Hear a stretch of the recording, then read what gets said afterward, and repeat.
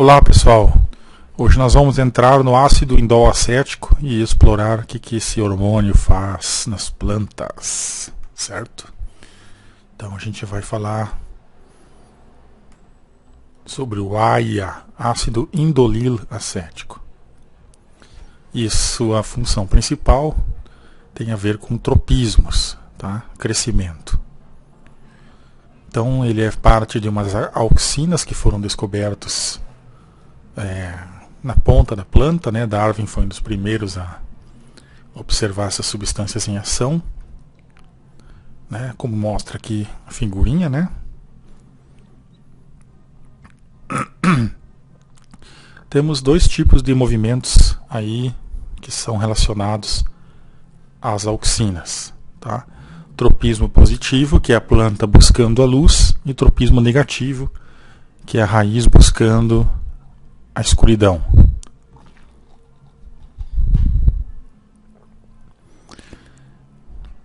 Um outro exemplo a gente pode dar para o positivo é as gavinhas das trepadeiras. Então o que acontece? Quando a luz entra na parte direita, por exemplo aqui, ó, da planta, a auxina ela não gosta da luz aqui, ela vai para a esquerda. E lá onde ela fica, a planta cresce mais, então essa planta vai entortar para a direita. Tá? É só isso. Tropismo negativo, ou geotropismo, é uma fuga da luz, ocorre na raiz. Altas concentrações na raiz do seu lado esquerdo, tá? Inibe o crescimento da raiz. Então ela vai crescer para o lado direito.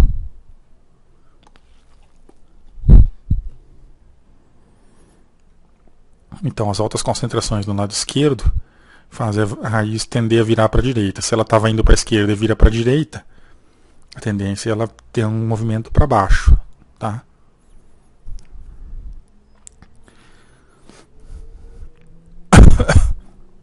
Bom, esqueça aquela última coisinha que entrou lá, né? Bom, aqui nós temos as quantidades de auxina na raiz, né, no meristema, e quanto uma influência pode ser benéfica para um tipo de parte da planta e para outra não. Por exemplo, aqui temos as concentrações de auxinas, ó, nessa parte aqui, ó, do X. E no Y, se a planta vai ser estimulada a crescer ou não. Então aqui na primeira curva em azul, ó, com uma concentração baixa de auxina, a raiz cresce. Depois com essa concentração aqui, ó, ela para de crescer e já não cresce mais.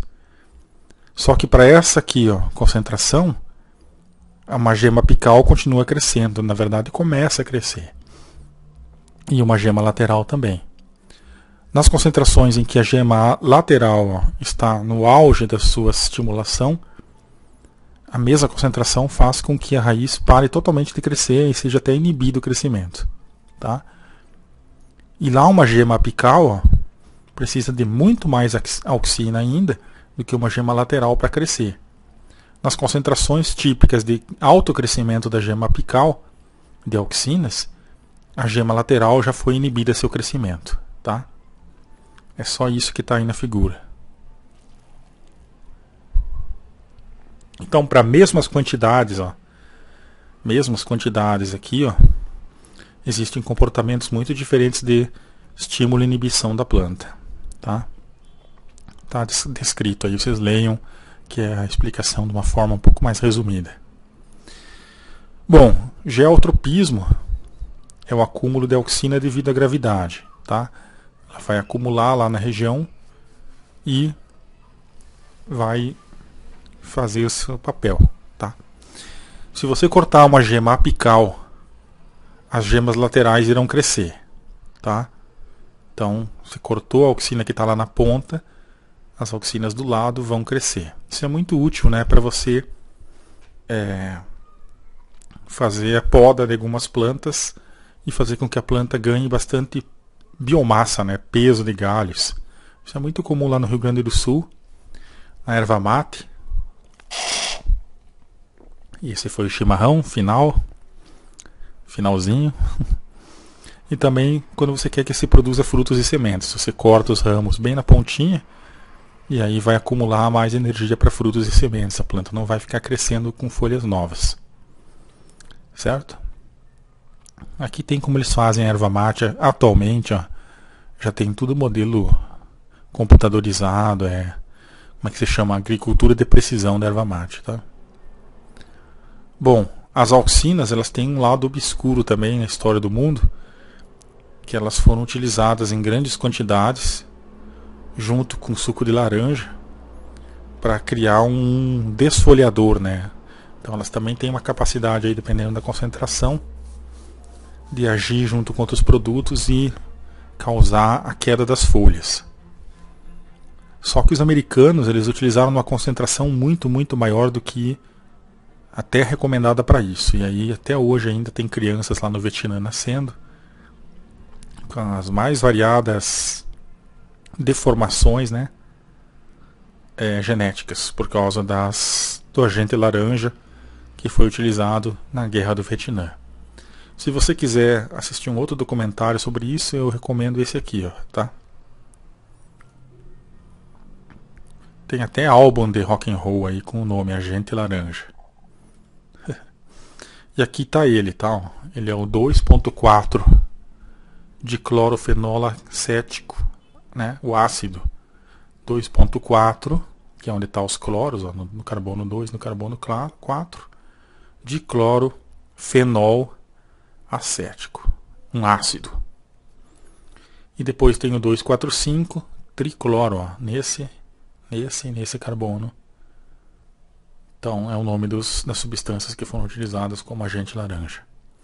Aí a gente pensa, né, nossa, foi na Guerra do Vietnã, Estados Unidos era o mocinho e a Rússia e os comunistas eram os bandidos. Aí a gente pensa, quem era o presidente na época? Ah, o John Kennedy, putz, coitadinho, tomou 2 tiros lá. Só que tem um monte de história aí que essas pessoas não sabem sobre esses presidentes carismáticos e bonzinhos, né? Reza a lenda também que João Goulart, que era presidente do Brasil na época, que era um pouco mais de esquerda, foi envenenado também a mando do John Kennedy, tá?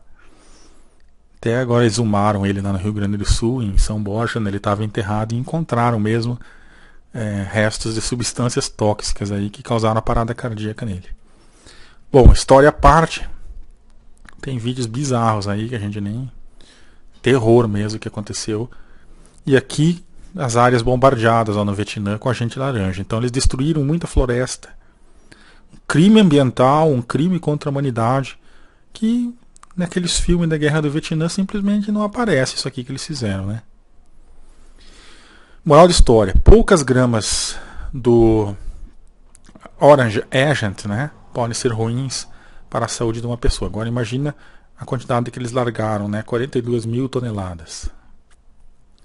Aí tem em inglês, ó, tá? O governo do Vietnã diz que atualmente 4 milhões de seus cidadãos foram expostos ao agente laranja, 3 milhões sofrem de doenças por causa disso, tá? Inclusive crianças, né? A Cruz Vermelha estima que 1 milhão de pessoas estão sem poder trabalhar, com problemas de saúde devido a essa contaminação. E os Estados Unidos desafiou esses fatos, né, como sendo irreais, não é? Não, cadê essas pessoas? Apareçam então. Vamos mostrar aqui então, lá, ó, tá? Existe, tá? Aconteceu, embora os Estados Unidos negue, tá? Esse problema. E aí aqui o problema ecológico, ó, 17% da área total de florestas do país foi spray, né, sofreu, né, borrifação durante a guerra. Acabou com o equilíbrio ecológico, né? As dioxinas elas ficam persistentes lá, causando erosão, perda de árvores, perda de sementes, plântulas, tá? O reflorestamento lá ficou praticamente impossível porque acabou as sementes. Muitas espécies pioneiras invadiram, né, a mata onde foi aplicado o agente laranja, tá? A diversidade de animais é muito pequena, né? 145 espécies. na mata preservada, e aqui só isso aqui, né? Então, tem livros até sobre o impacto ambiental. Tá? Aprendam essas coisas. Isso aqui aconteceu, foi horrível e estragou muita coisa. Bom, vamos virar essa página. Vamos para as giberelinas. Giberelina, né, ela foi descoberta no arroz por um japonês. Eles adoram arroz. Nesse fungo aqui, ó, por isso que se chama giberelina, porque é do fungo que foi descoberto esse hormônio. Está associado ao arroz. O que ele promove? Alongamento rápido do caule. Tá? Se as auxinas vão promover brotamento, as giberelinas é alongamento do caule. E sementes também. Tá? É ela quem mobiliza, né, reúne as substâncias de reserva da semente durante o processo de germinação, promove o crescimento do tubo polínico na floração e também o crescimento dos frutos. Aqui está a giberelina, ó, a fórmula química mais bonita, né? E aí o Kurosawa, que descobriu a giberelina. E aqui uma planta, ó, sem hormônio, e a planta com hormônio.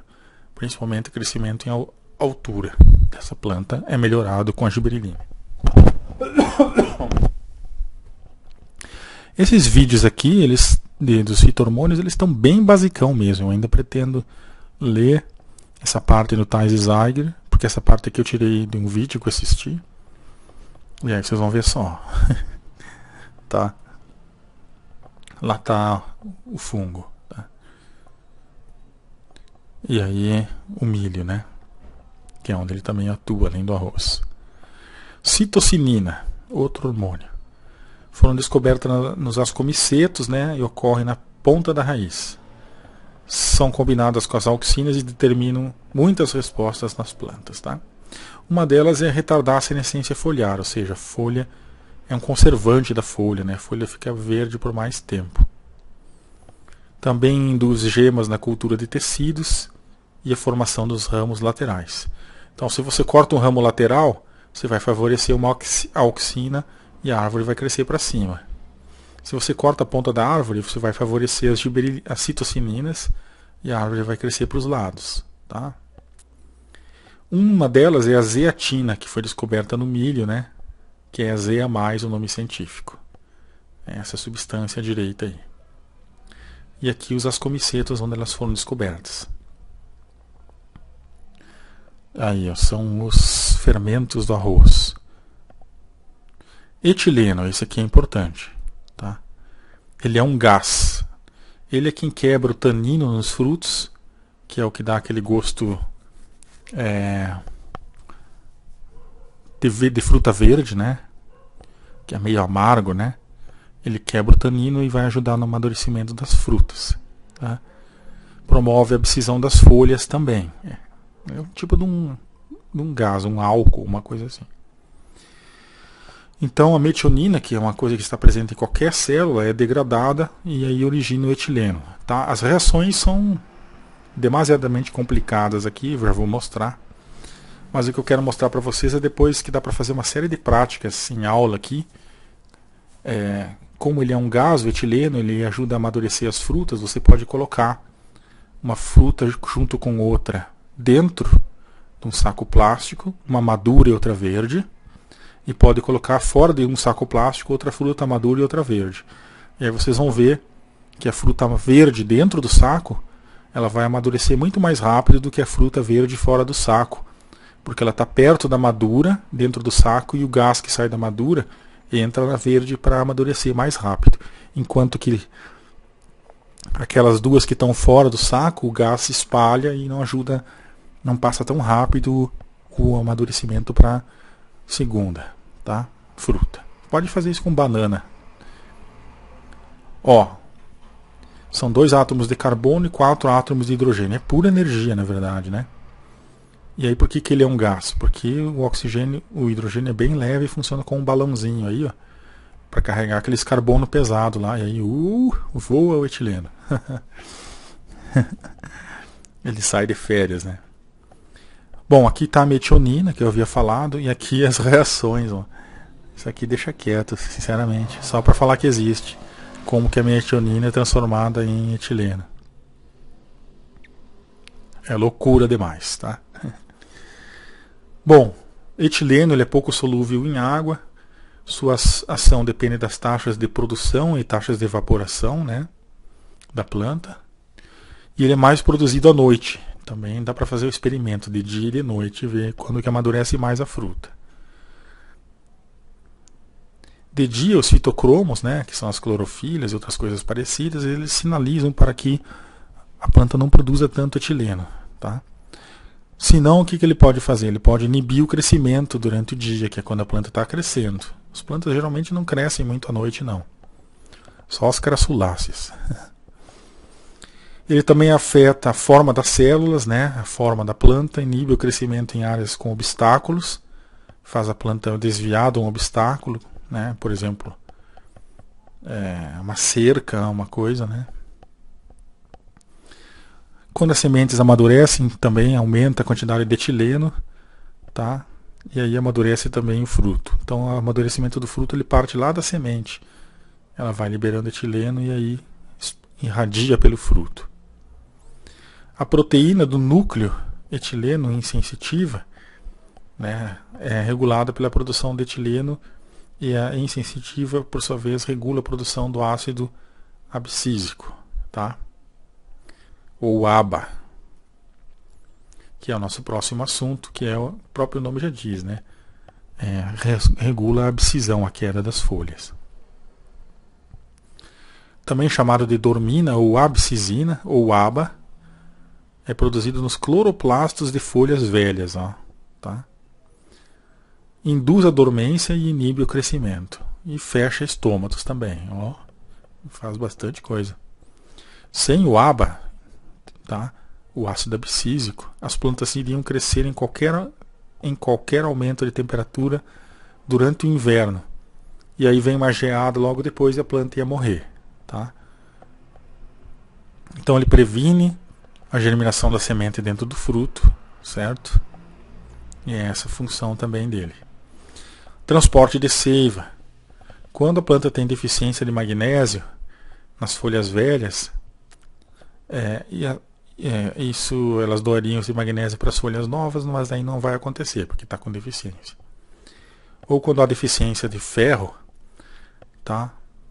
Sofre um amarelamento a folha, tá? E isso afeta também o transporte da seiva, a fotossíntese, né? E o que isso aqui tem a ver com o ácido gibberélico, eu não entendi, mas tudo bem, deixa quieto. Agora a gente vai falar um resuminho das últimas coisas aqui. Demais hormônios. Eles tendem a agir de forma semelhante aos que a gente viu até agora, tá? Por exemplo, brasinoesteroides foram provavelmente descobertos na mostarda. A mostarda, gente, é aquela plantinha legal que a gente põe no lanche, né? E ela... Estou servindo chimarrão aqui, tá? Não se assustem. Ela é uma planta que foi modelo aí para várias coisas na ciência, né? Aqueles fitorremediação, né? Retirada de elementos tóxicos do solo. E aqui também ela foi para os hormônios um modelo de planta a ser estudada. Esses brasinoesteroides, eles promovem a diferenciação de células em células de xilema. Olha que importante. Tá? Xilema é aquele vaso que vai carregar a água para cima da planta. E floema é que vai descarregar do alto para baixo da planta o açúcar formado na fotossíntese. E ele é meio camaleão assim, o brasinoesteroide, né? Às vezes ele se veste de auxina, se veste de etileno e vai lá e faz as funções dos mesmos, tá? Depois tem a bracinolida, também, né? Ó. Depois tem o ácido salicílico, que é o AS, que é uma defesa das plantas contra patógenos, ó. Então lembro que na primeira palestra sobre essa parte dos hormônios e dos movimentos das plantas, né, os tropismos, a gente falou como eram descobertas substâncias e como foi descoberto o AS, né, ou a aspirina.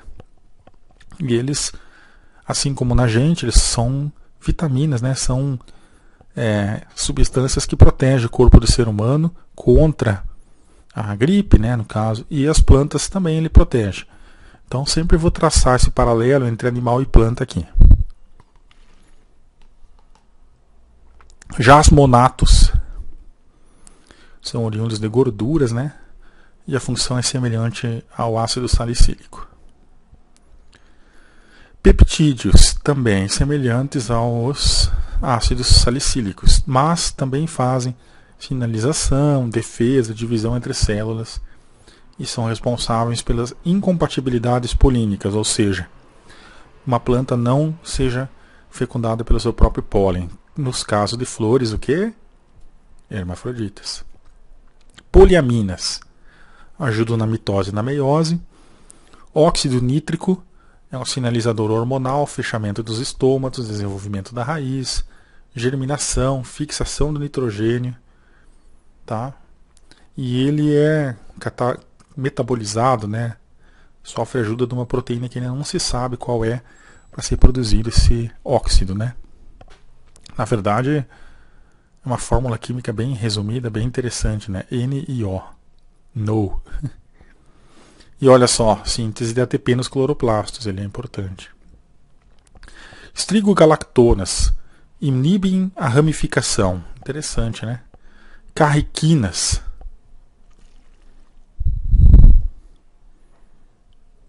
Essa é legal. Elas são reguladores das plantas que estão presentes lá na fumaça quando tem incêndio florestal.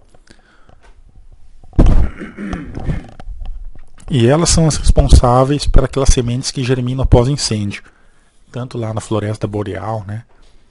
Floresta subtropical atlântica ou do Pacífico, onde estão as sequoias, e por que não no Cerrado.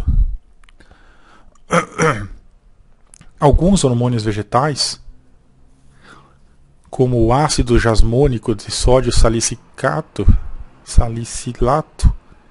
ou metil-jasmonato, também podem ser usados em seres humanos na tentativa de combater o câncer.